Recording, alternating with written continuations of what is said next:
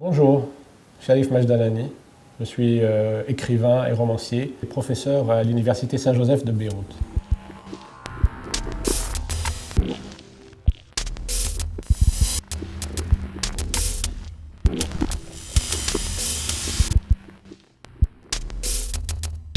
Le premier livre qui m'a marqué le plus, c'était un livre de cette collection qui s'appelle Le Club des Cinq. Après ça, j'ai lu des Comtesses de Ségur, c'était des classiques de mon époque. Et le premier livre qui m'a ensuite marqué en tant qu'adolescent, c'est un roman de deux écrivains qui sont complètement oubliés aujourd'hui, qui s'appelle Erckmann et Chatrian.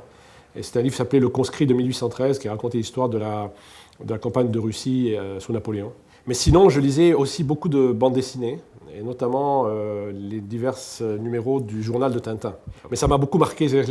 Les diverses séries qu'il y avait dans le journal de Tintin ont été très, très importantes dans le développement de la conception que j'ai du découpage romanesque.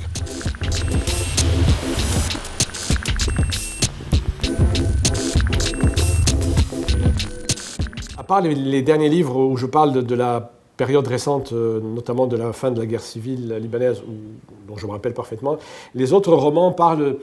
Il y en a un qui parle de la fin de l'Empire ottoman, du début du mandat français sur le Liban. Et puis la période que j'ai beaucoup traitée, c'est celle des 30 Glorieuses, c'est-à-dire la première République libanaise, entre 1945 et 1975. Peut-on avoir de nostalgie de quelque chose qu'on n'a pas connu? Apparemment, oui. J'ai tellement entendu parler de cette époque, j'ai des souvenirs de quand j'étais petit. Et donc ces périodes-là, la nostalgie pousse finalement à avoir envie d'en parler, d'essayer d'en restituer les ambiances, les couleurs, les odeurs, les parfums. Et je pense que c'est cette nostalgie de ce qu'on n'a pas connu qui est un grand moteur de créativité.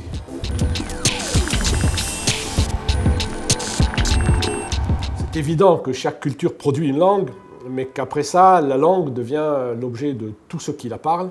Et donc je ne suis pas absolument certain que le français ne fait que refléter la culture française. C'est absurde. Mais il y a autre chose, c'est que par ailleurs, moi en tant qu'écrivain, je n'écris pas en français. J'écris dans ma langue qui se sert du français. Autrement dit, je crois que la langue est un instrument, un outil que chaque écrivain prend. Et après, il en fait son instrument, il en fait son outil à lui, il lui imprime sa marque, la marque de sa personnalité, de son individualité. Ce qui fait quand on me dit, vous écrivez en français, est-ce que c'est ceci ou cela? Je dis, mais pas du tout, je n'écris pas en français, j'écris dans mon français, dans ma langue.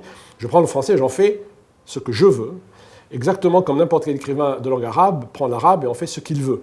Et tout écrivain français aujourd'hui, si c'est un bon écrivain, c'est un grand écrivain, il n'écrit pas en français, il écrit dans sa langue. Proust n'écrivait pas en français, il écrivait en Proust.